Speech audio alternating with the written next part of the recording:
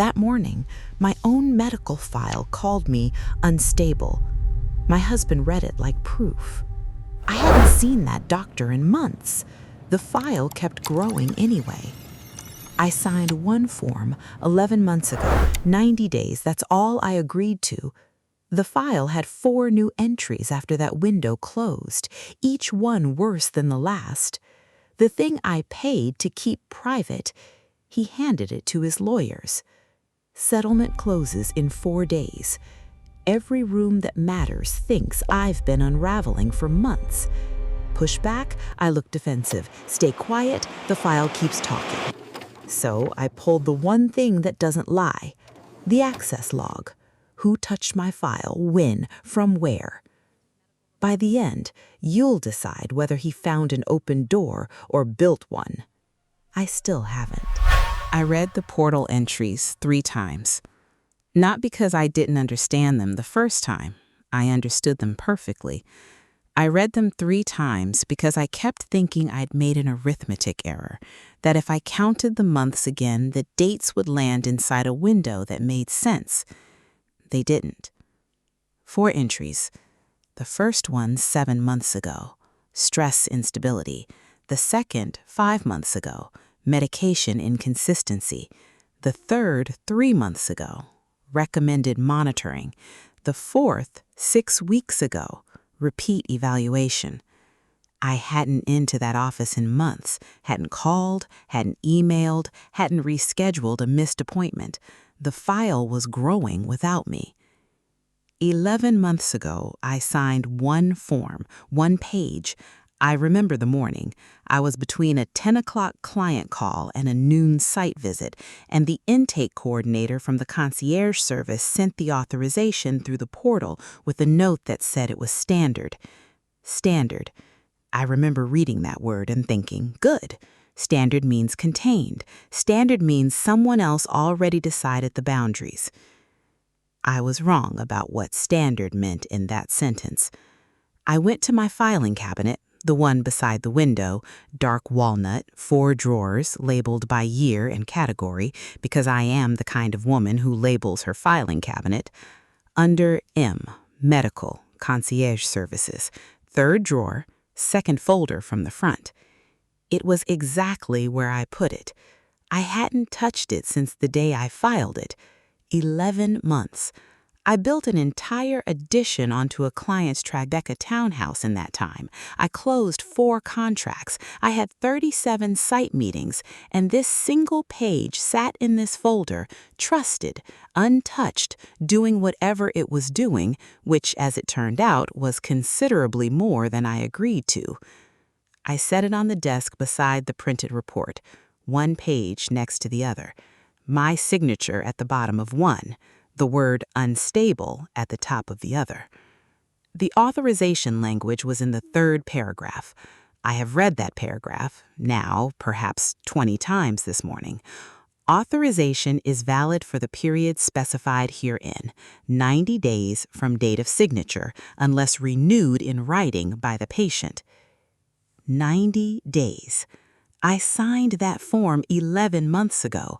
90 days from that date puts the consent window closing 8 months ago. The first suspicious entry in my file was 7 months ago, 1 month after the authorization should have been dead on the page. I've reviewed contracts worth $40 million. I can find a structural flaw in a foundation plan in 30 seconds. I signed my own mental health authorization between a 10 o'clock and a noon because I assumed that if something was wrong with it, someone professional would catch it. That's what I told myself, someone professional. I want to be honest about something. The form wasn't perfectly simple. There was a clause, 4 lines before the signature block, under ongoing care continuity, that said the provider retained the right to maintain active file status at their clinical discretion pending formal patient withdrawal. I read that clause this morning. I don't remember reading it 11 months ago. I don't know if I skimmed it or skipped it or simply trusted that standard meant it wouldn't matter. But it was there.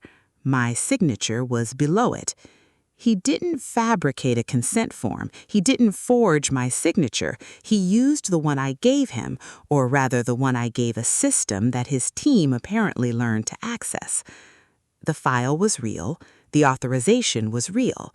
What happened inside that authorization window is what I needed Coruscant to help me prove. I sat with the two documents for, I don't know how long, maybe 10 minutes, maybe 20. I'm not a woman who sits. I design spaces. I make decisions about load and weight and what a stricture can hold. I don't sit with uncertainty. But I sat. Because the thing I was looking at wasn't just a misused form. It was the answer to a question I hadn't thought to ask until this morning. How long had he been watching for an opening?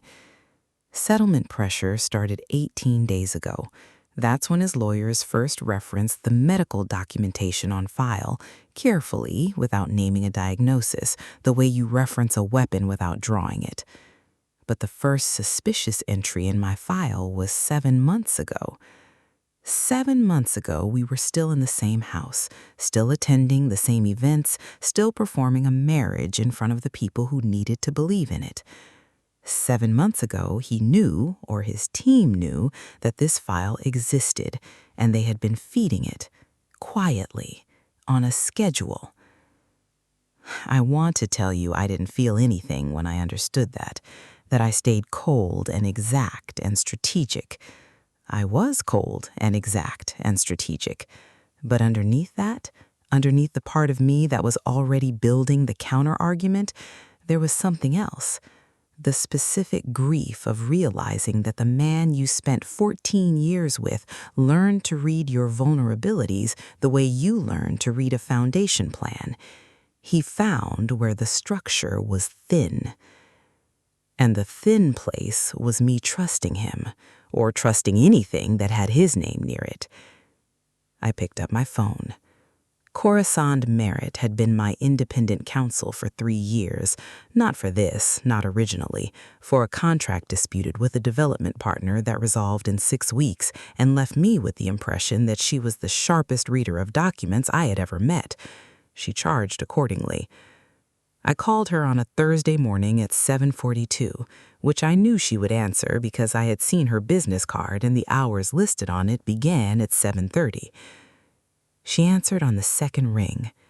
I didn't say good morning. I said, "He's using my private medical file in the settlement. The file has 4 entries written after my consent authorization expired. I need you to pull the portal access log before the settlement closes." Silence. Not a long silence, maybe 3 seconds. But I had been in enough rooms with Coruscant to understand that her silences were not confusion, they were assessment. Then, how long ago did it expire? 8 months. Another beat, shorter. Send me the consent form. Send me the portal printout. I'll have the formal log request filed by end of day. I set the phone down on the desk. 4 days until the settlement closes. Coruscant was already moving. The audit log request was going in before lunch, and somewhere in a downtown office or a town car or wherever Aurelian spent his mornings, he didn't know yet that I had found the expiry date. That was the only advantage I had, that he didn't know I'd read the form all the way through.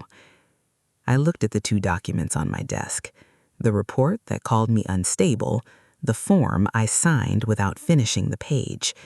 I had 4 days to prove the space between them. Coruscant Merritt's legal office, Maricel's independent counsel, didn't look like money the way Aurelian's world looked like money.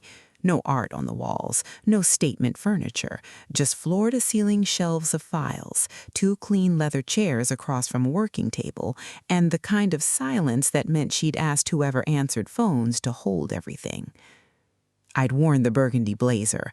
I always wore something structured when I needed to feel like myself, and I had spent the night not quite sleeping, running the consent form's 3rd paragraph through my head until the words stopped being language and started being shapes. Coruscant set 3 things on the table between us: the consent form, the 4 entries printed individually, and a yellow legal pad with 12 lines of handwriting I couldn't read from where I was sitting. She put her reading glasses on, the signal I had learned that she was about to say something that mattered. She read the first entry aloud, flat and clinical: stress instability. Then the second, medication inconsistency. Then the third, recommended monitoring. Then the fourth, repeat evaluation. She set the last page down and looked at me over the glasses. "These aren't care notes, Maricel." I waited. "This is a progression. Each entry escalates the previous one. Instability leads to inconsistency, leads to monitoring, leads to reevaluation. That's a clinical arc, the kind of arc you build when you want a file to demonstrate that a patient's condition is ongoing and worsening. 1 entry is an observation. 4 entries in sequence is a record. Someone wanted this file to read like a history." I have reviewed documents for settlement disputes. I know that in wealthy divorces, the paperwork usually arrives in waves, and that the first wave is usually never the worst one. I'd known that. I had simply assumed I was the one who understood the paper. I should have known better. Aurelian had been reading contracts since he was 22. He understood paper the way I understood structure. He just applied it to people instead of buildings.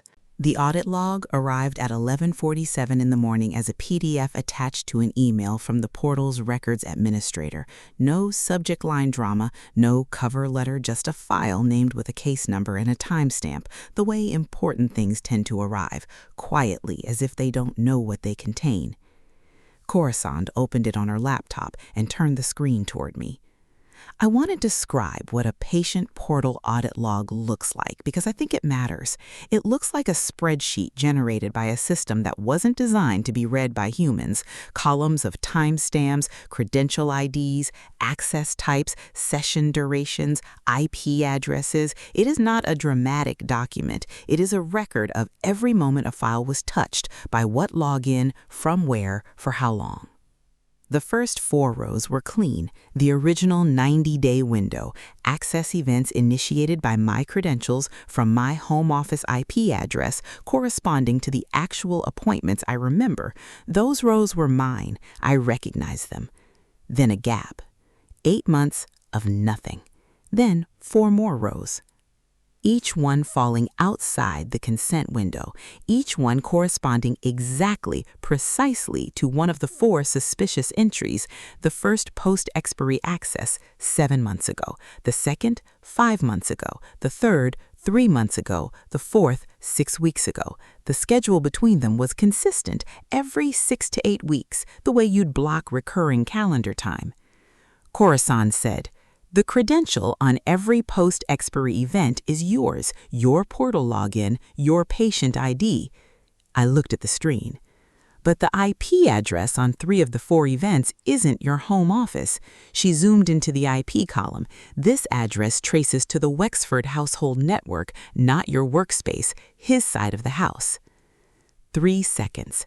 That's how long I sat with that.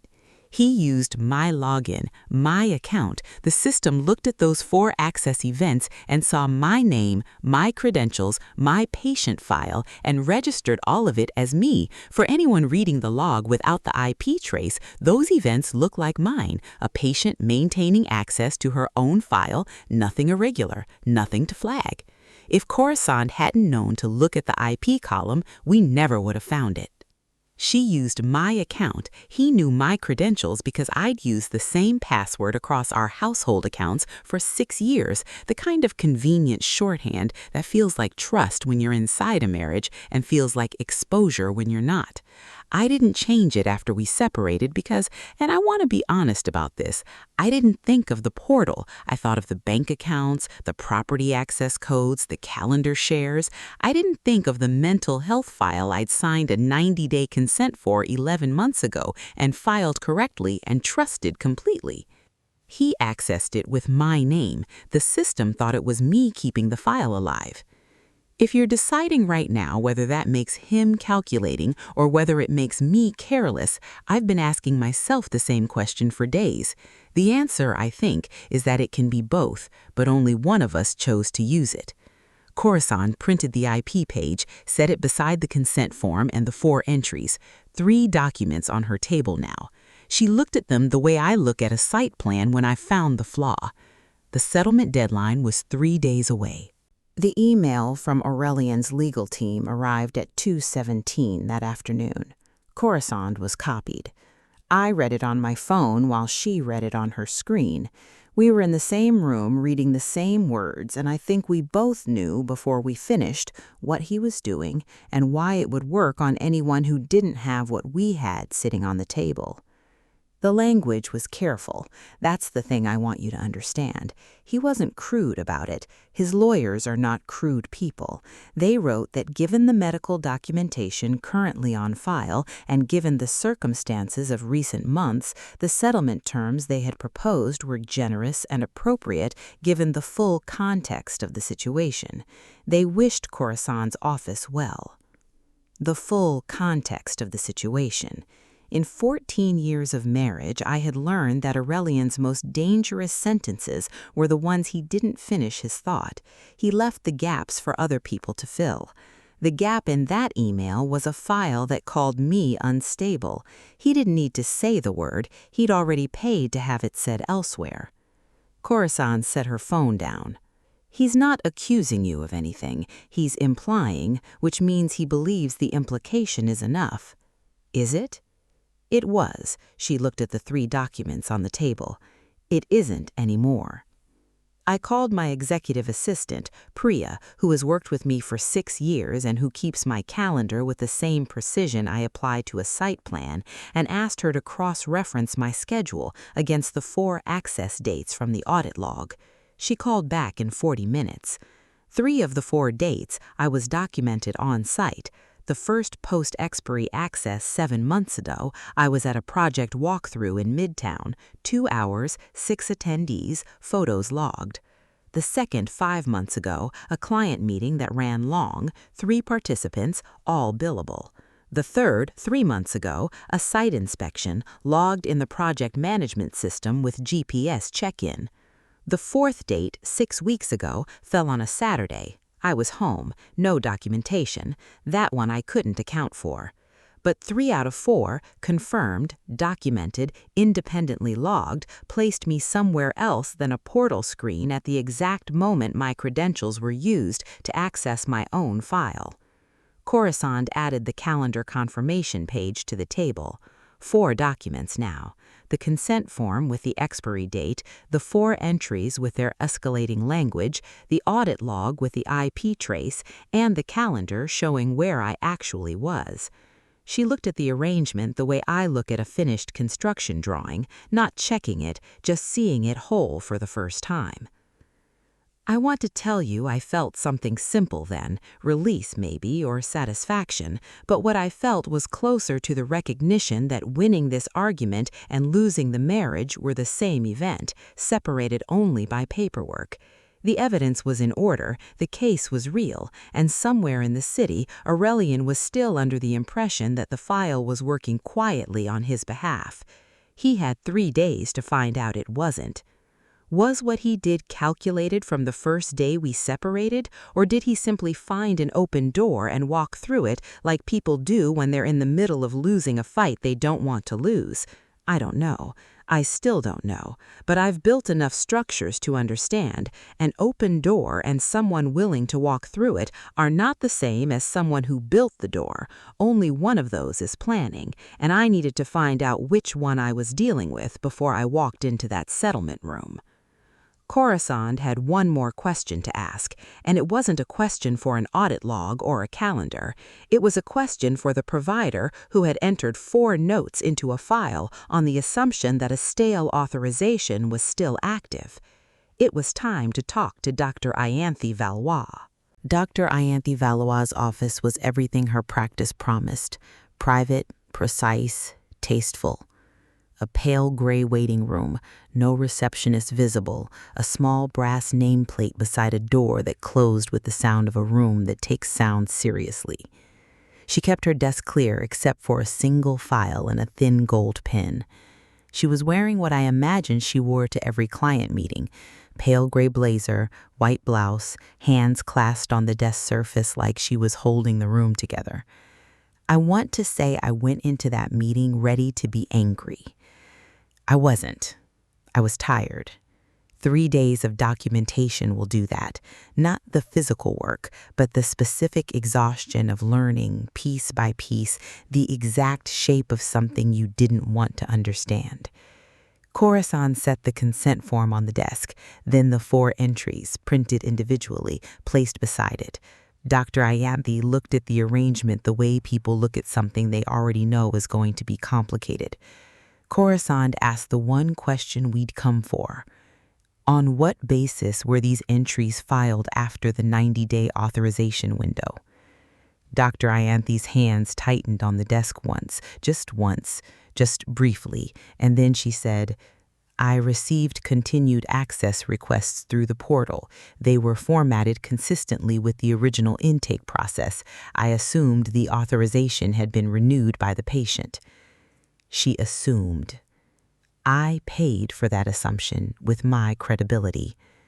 She never contacted me to verify, never sent a renewal form. The portal showed the file as active because someone with my credentials had re-entered it, and active meant in the workflow her practice ran on that care was ongoing and authorized.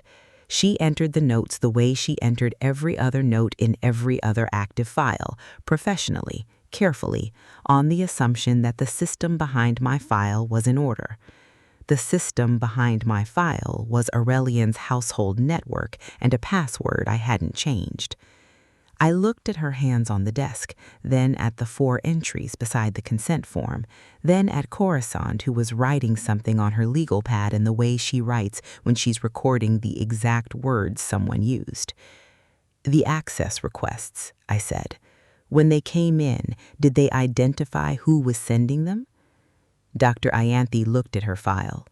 They came through the patient portal. Under your credentials, I had no reason to question the source. Of course not. Why would she? The portal showed my name. The intake was in my name. The file was mine. The only thing not mine was the device that kept opening it.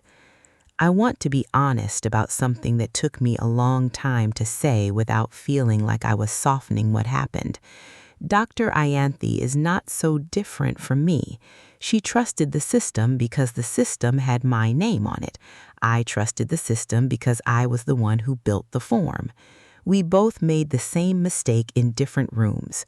We assumed that narrow meant contained, that authorized once meant authorized always, that a system with our name on it was still ours. The difference is, she didn't know she was being used. I should have known the door was open. Khorasan closed her legal pad. Thank you, Dr. Valois. We'll be in touch regarding the formal record statement. Dr. Ayanthi said she would cooperate fully. She said it the way people say things when they realize they are now part of something they didn't choose and can't get out of. She wasn't a villain. She was a professional who ran a system on autopilot and never checked whose hands were on the controls. That's the part that stayed with me as we left, not her guilt, the absence of it. Because if she'd done something wrong, it would be clean. Wrongdoing has edges you can name. What she did was trust a system that someone else had learned to navigate. She trusted the system. I built the form. Neither of us checked. The elevator in Dr. Ayanthi's building was mirrored.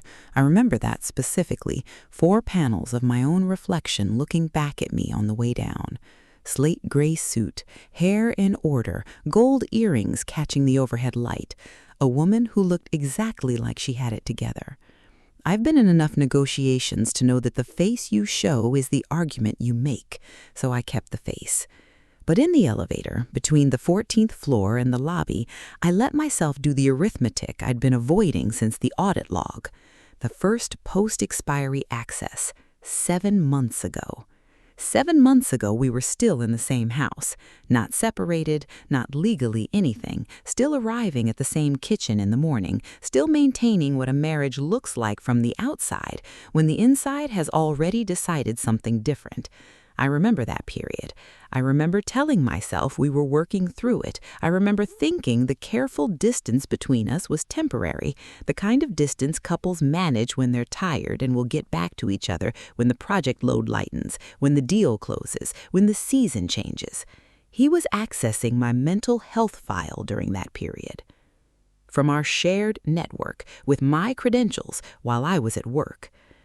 I don't know exactly when he found the password. We'd used the same base password across our household accounts for years, streaming services, the building security portal, the property management logins. I changed most of them when we agreed to separate. I didn't think of the concierge psychiatry portal because I didn't think of it as a shared account. It was mine, private, paid for with my money for my use during a period when I was trying to manage the pressure of a marriage that was, I now understand, already lost. I should have thought of it. I know that. I'm not going to pretend I didn't participate in the conditions that made this possible.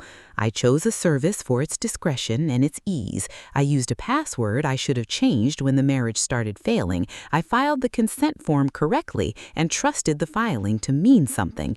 Every one of those choices made sense at the time. Every one of them in combination created an opening. He found it, or he built it. I still don't know which. What I know is that the first note, stress instability, was written 7 months ago. And 7 months ago, if you'd asked me whether my husband would use my private medical file as a weapon in our settlement, I would have told you he was many things, but not that. I would have been wrong. The lobby was marble and glass and quiet. I stood at the building's entrance for a moment before calling for the car, not because I needed to collect myself, but because I needed to decide what I was going to do with the collection. The facts were complete. The pattern was documented. The provider confirmed the mechanism. The only question left was whether I was willing to put all of it in a room with him. 2 days. I called Coruscant. I'm on my way. Coruscant's office was the same as it had been the day before. Files on shelves, clean table, the practical luxury of a room designed for work rather than impression. She'd added one thing to the table since yesterday, a manila folder marked with the settlement date, everything we'd built tucked inside it. She waited for me to sit. Then she put the options in plain language the way she puts everything, without softening and without apology. We go in with what we have: the consent form, the audit log, the IP trace, the calendar confirmation. It's not perfect. The credential sharing is technically voluntary. You gave him access by using the same password. His lawyers will argue that. But the pattern is documented, and a documented pattern is harder to dismiss than a denial. And if we wait? If we wait, he has 2 more days to let the file do its work. If you request a delay, his team argues it's evasion, and the word unstable gets 2 more days to settle into whatever rooms it's already in. She paused. The longer the file sits unopposed, the more it reads like fact. I looked at the manila folder. I want to be honest about what that moment cost, because going into the settlement room with this evidence wasn't just a legal strategy, it was a declaration that our separation was not a quiet negotiation between 2 reasonable people who had grown apart. It was a statement that what he did had a name, and I was willing to say it in a room where both of us were present. Some part of me had been protecting the story of us, even at the end, even through the evidence. The story that we had been real and it had ended badly, and we were both doing what people do when a marriage fails. Going into that room with the audit log and the IP trace and the calendar confirmation would end that story permanently, not in my head, in the record. He'd already ended it. 7 months ago, from our shared network, he'd already decided what this was. We go in. Coruscant didn't react. Not visibly. She opened the manila folder and began organizing the documents in the order she'd present them. Consent form first, then the 4 entries, then the audit log, then the IP trace, then the calendar confirmation. She placed the printed medical report, the one that started this, the one that called me unstable, face down at the back of the folder. Not as a choice exactly, just as a sequencing decision. She would lead with the authorization, not the conclusion. The report was evidence of the weapon. The other documents were evidence of how it was built. I watched her do this and thought about the word that had started everything, unstable. The report said it, my file said it, his lawyers implied it. What they didn't know, and what I was about to make clear, was that I had spent 2 days building a structure that could hold the weight of every document they'd intended to use against me. That's what architects do. We read the load and we build something capable of bearing it. I put my right hand over my left on the desk edge, the same gesture I'd made alone in my office 2 days ago.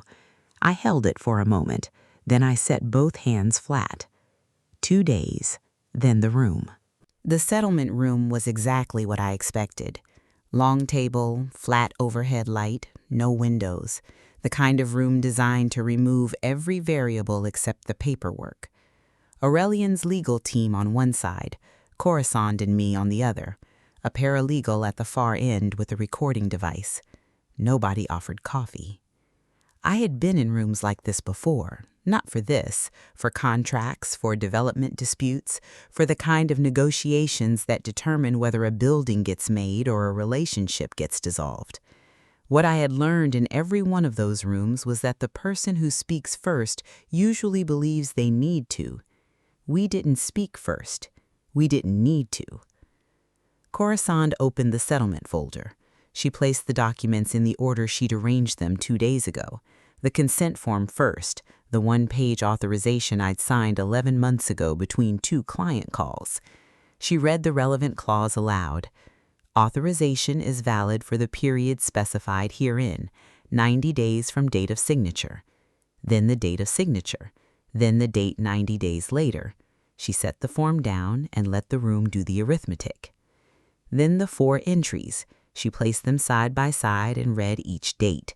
7 months ago, 5 months ago, 3 months ago, 6 weeks ago. She did not characterize them. She did not say suspicious or unauthorized. She read dates. The room understood what dates that fall outside a 90-day window mean without being told. Then the audit log, the access timestamps, the credential column showing my login. Then the IP address column, and she read the address on 3 of the 4 post-expiry events and stated plainly that it traced to the Wexford household network. I watched Aurelian when she read that line. He looked at the table, not at his counsel, not at me, at the dark surface of the table in front of him. His hands were flat on it, the same composed posture he'd carried into every room I'd ever watched him enter. But his eyes went down, and they stayed down for the 4 seconds it took his counsel to write something on his legal pad and push it across the table to him. I had spent 4 days building the argument that would make him look at that table, and when he did, I felt nothing clean, no triumph, just the recognition that I had read the architecture correctly this time. Coruscant added the calendar confirmation last. She didn't belabor it. 1 sentence. On 3 of the 4 access dates, Maricel Veyrot's professional calendar documented her presence at client sites, confirmed by project management records and GPS check-ins. Aurelian's lead counsel said evenly, "We'd like to request a recess." They got 45 minutes. When they returned, the language about medical documentation on file was gone from the settlement framework. Not addressed, not apologized for, just removed. The terms restructured around different language. Aurelian's counsel presented the revised framework as a routine adjustment. The paralegal updated the recording. Nobody said the word unstable in that room. Not once. I signed the adjusted settlement terms at 4:17 in the afternoon. Coruscant's pen was heavier than mine. It always is. She uses a specific brand. She's told me why, and I've forgotten. What I remember is the sound of my own signature on the paper. Quiet, specific, final. I drove home alone. Coruscant offered to come for dinner, for a debrief, for whatever people do after the kind of afternoon we just had. I said no. Not because I didn't want the company, because I needed to sit with what had just happened in a room without anyone watching my face while I did it. The penthouse was exactly as I'd left it 4 days ago. The same desk, the same lamp, the same floor-to-ceiling windows with the city lit below, moving through its own evening completely indifferent to mine. I set my blazer on the chair by the door, the navy one, the armor, and didn't hang it up. That felt right, like putting away something I'd borrowed for the occasion. I sat down at my desk. The patient portal was still open on the screen. I'd left it there 4 days ago when I called Coruscant and hadn't been home long enough since then to close it. 4 entries in the active file, 4 timestamps that didn't belong to my calendar, 4 notes that called me something I wasn't, written by a provider who assumed about a file that was open because a man I'd trusted with 14 years of my life knew where I kept my passwords. I clicked to the account settings, found the saved credential, deleted it. 23 seconds. That's how long it took to close the door I should have closed more carefully 11 months ago. I closed the portal. The screen went to the desktop background, a photograph of a project I completed 3 years ago, the Tribeca Townhouse Edition, the building I was standing in when someone was sitting in my house using my name to keep my file alive. I looked at it for a moment. Then I opened the center drawer of my desk and took out the consent form. I'd read it twice now. This would be the 3rd time.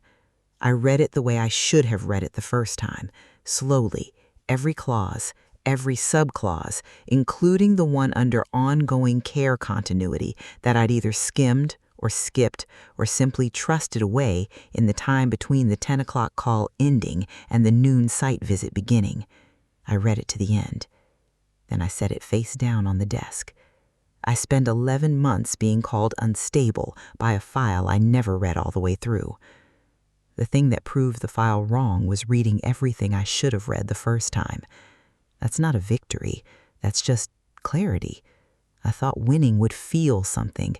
It felt like finishing, which is different, smaller, but mine. And the truth in this case was that I built something real and trusted something real, and both of those things were used against me by someone who had the patience and the access to wait for the right moment. He found it, or he built it. I still don't know which. I've accepted that I won't. What I know is this. The version of myself who signed that form between 2 calls, who trusted standard to mean contained, who assumed narrow meant protected, she's gone. Not because she was wrong to trust, because I've read the whole page now, and you can't unread it. The lamp was on. The city was below. The consent form was face down on the dark wood desk, and I didn't pick it up again. The morning after the settlement, I sat at my desk before my calendar told me to be anywhere. That's the thing nobody tells you about winning a fight like this. The morning after looks exactly like the morning before. Same desk, same city, same lamp. The only difference is what's not on the desk anymore. The report is gone, filed somewhere in Coruscant's evidence archive, I assume. She keeps everything. She's told me why, and I've never needed to question it. The consent form is still here, face down where I left it. I haven't moved it. I'm not sure I need to. The file said I was unstable for months. My husband read it like proof, and I spent 4 days proving that the proof was built on a window that had already closed. Here's what I didn't know when I walked into Coruscant's office with a printed report and a consent form and a call I'd made at 7:42 in the morning. I thought the goal was to prove the file was wrong. It was, but that wasn't the hardest part. The hardest part was understanding that the file was wrong about the diagnosis and right about the door. Not unstable, but open. I left a door open, not out of carelessness, out of trust. And trust inside a marriage is supposed to be the architecture, not the flaw. I know the difference now. He found it, or he built it. I said I still don't know which. I've decided it doesn't matter. Either way, The door is closed. The credentials are gone. The file can't be fed again, and I've read every word I should have read the first time. Whatever he planned and whatever he found, he needed my name to do it, my login, my file, my credentials. He needed me to be the door. I'm not the door anymore. This is American Billionaire Tales, where fortune meets fate. Some authorizations expire. Not all of them are written down. Next time, a husband accused his wife of stealing from their foundation in front of a room full of donors. He only forgot one thing: the records were still open.